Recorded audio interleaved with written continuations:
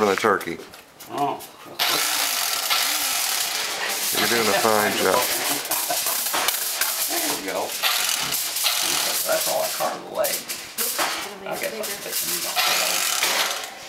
It's hard to do. Yeah. Just pull it off. Pull it off, okay. We could give you some light, Joe, if you need it. No, it's good. Bones in there, but I guess people that eat that kind of stuff know about that. Who eats the leg usually?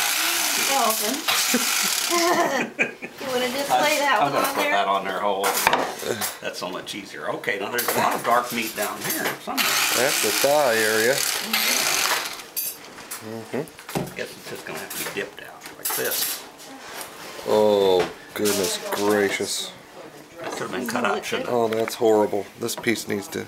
That piece needs to go? Mmm. And the potatoes are hot. Should I cut the dark meat up, or is it okay? I